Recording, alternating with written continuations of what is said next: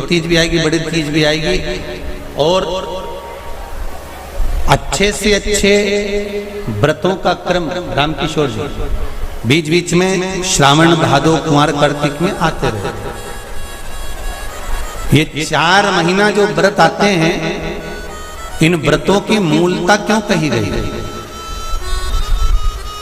ये सारे व्रत चतुर्मास के अंतर्गत ही आते हैं, इन व्रत को बाद में भी आ जाना चाहिए, पर नहीं, मूल जो व्रत हैं, पूजन है, अनुष्ठान है, देवी देवताओं के जो पूजन के भाव बताए, वही चतुर्मास में बताए। इसका कारण क्या है?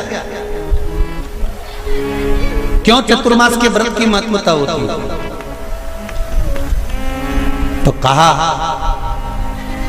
इस चातुर्मास के अंतर्गत स्त्री नारी जो व्रत धारण करती है, हाथों में चूड़ा पहनना, पाँव में पायल पहनना, महावुर लगाना, मेहंदी लगाना, ये जितने छोटी तीज, बड़ी तीज और अन्य तीजों आएंगी, त्योहार आएंगे चतुर्मास में, माताएं हरतालिका तीज हुई, छोटी तीज, बड़ी तीज हुई, भादों के कोई व्रत हुए, अनुष्ठान हुए, छठ हुई, पूजन, जो भी माताएं पूजन करेंगी उसके अनुसार वो हाथों में, शरीर पर 16 श्रृंगार धारण करती हैं, बहुत सारे श्रृंगार धारण करती हैं, और श्रृंगार धारण करने के साथ साथ माताएं अखंड सौभाग्य की वस्तुएं भी इन 30 त्योहार पर दान करती हैं।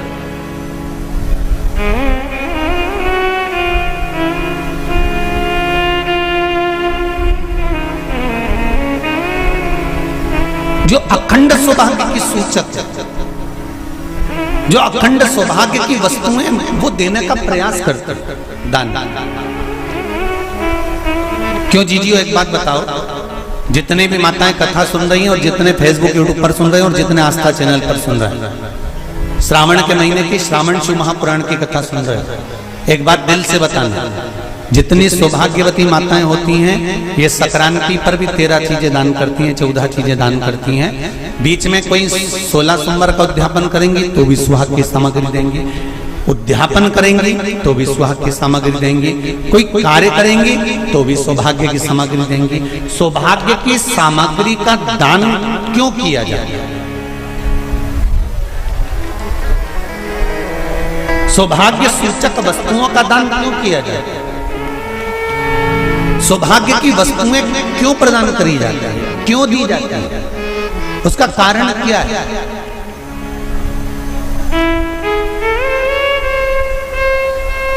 क्यों देते हैं? महाराज,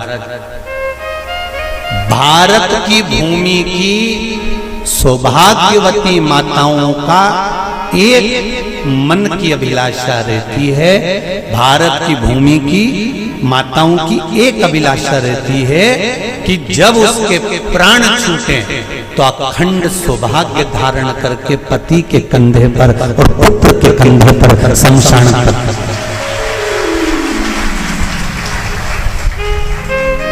ये भारत की भूमि की माताओं की सोच, उनके मन का संकल्प, उनके मन का भाव। और विदेश की माताओं का क्या संकल्प होता है? महाराज, भारत का एक संत विदेश गया,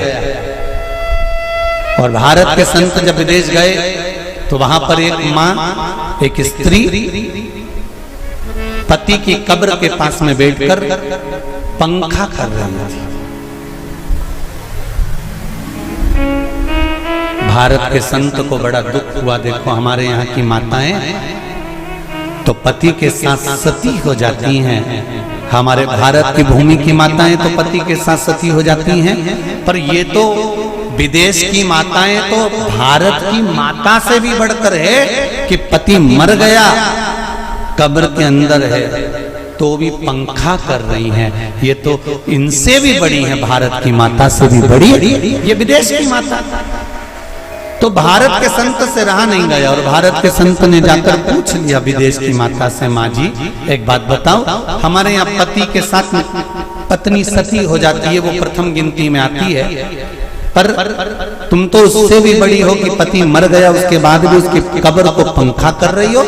इतने में विदेश की माता ने कहा, मैं पति को पंखा नहीं कर रही, हमारे यहाँ नियम है जब तक पति की कब्र नहीं सूख जाए हम दूसरी शादी नहीं कर सकते, इसलिए पंखे से सुखा रहा।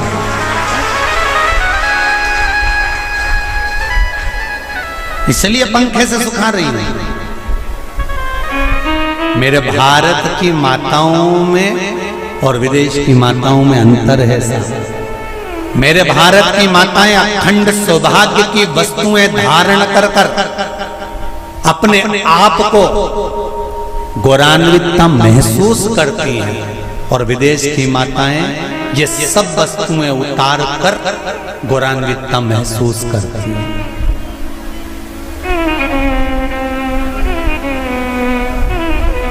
क्यों देते हैं चूड़ी का दान, क्यों देते हैं बिंदी का दान, क्यों देते हैं अखंड सौभाग्य का दान? किस महाराज?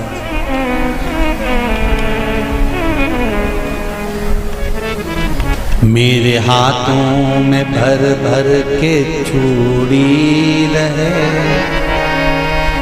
मेरे हाथों में भर भर के चूड़ी, और मैया कोई काम नहीं, मेरे मस्तक पे चमकती चूनर रहे, मेरे मस्तक पे चमकती चूनर रहे, और मैया कोई काम नहीं,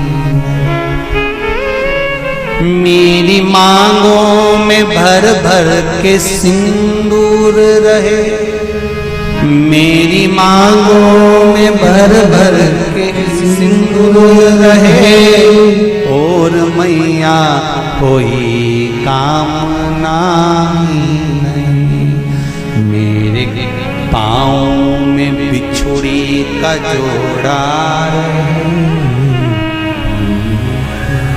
एक बिछुड़ी नहीं, कितनी? 2, 3, 4, 5, एक एक पाँव में जोड़े से बिछुड़ी होना चाहिए, केवल एक नहीं, सिंगल नहीं। वो तो आजकल का फैशन हो गया महाराज, जो केवल एक बिछुड़ी धारण कर लो उसी में फैशन दिखे। श्रावण की शिव महापुराण की कथा कहती है, जब बेटी को विदा करा जाता है और पहली बार बेटी के पांव में जब बिछुड़ी डाली जाती है तो वो बिछुड़ी भी अलग अलग नहीं होती, उस बिछुड़ी के जोड़ को चेन से एक दूसरे से बंधा हुआ होता। बोला सही है कि गलत है?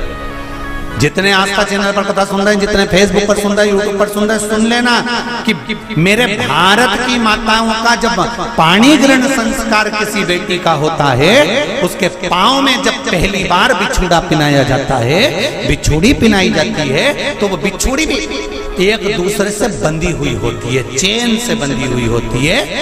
उसको अलग अलग वाली बिछुड़ी शादी के मंडप में नहीं पिनाई जाती। क्यों? जैसे ये बिछुड़ी एक दूसरे से पांव में बंधी हुई है, तुम्हारी जिंदगी अंतिम श्वास तक ऐसी ही बंधी की बंधी रहे, यही वर्णन है। वो तो अब माताओं ने थोड़ा सा फैशन चेंज कर दिया, अब पांव में ज्यादा बिछुड़ी नहीं पहनती, गड़ती है, चुभती है, एक बिछुड़ी धारण है। महाराज पर नहीं, बिछुड़ी भी दो हो, जोड़े से।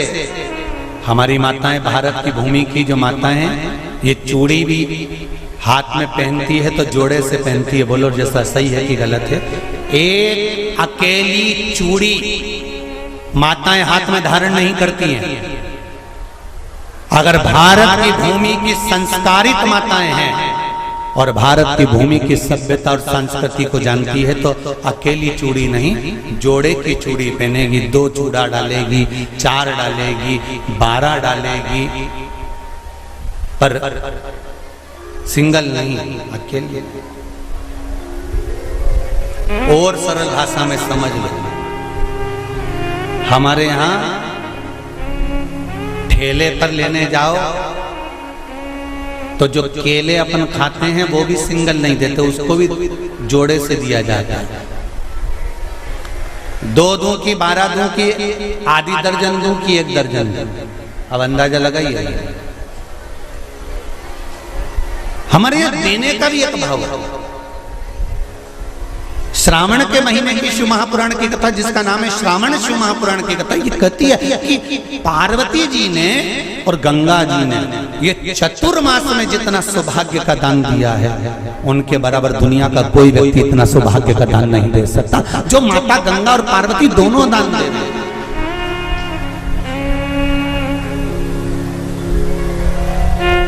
प्रतिदिन दे रहे।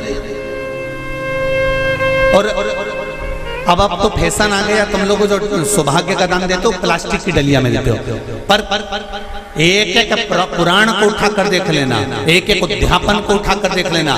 जितनी तुम कथा तुम्हारे घर में छोटी छोटी कथाओं की पोथियां पड़ी हो, उनको उठा कर देख लेना। उसमें नहीं लिखा कि प्लास्टिक की डलिया में सौभाग्य की वस्तु का दान दिया जाता है। उसमें लिखा है बांस की पिटारी में, बांस की डलिया में सौभाग्य की वस्तुओं का दान दिया जाए।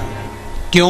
क्योंकि बांस वंश की वृद्धि करता है, बांस सौभाग्य की वृद्धि करता है, और बांस अखंड सौभाग्य। जैसे बांस का पौधा बढ़ते चले जाता है, बढ़ते चले जाता है, उसी तरह बांस की डलिया में जब दान दिया जाता है, बांस की टोकनी में जब दान दिया जाता है, तो ये भाव रखा जाता है कि तुम्हारा सौभाग्य ऐसे ही बढ़ता रहे। पर अब थोड़ा सा फैशन चेंज हो गया, तो प्लास्टिक की डलिया,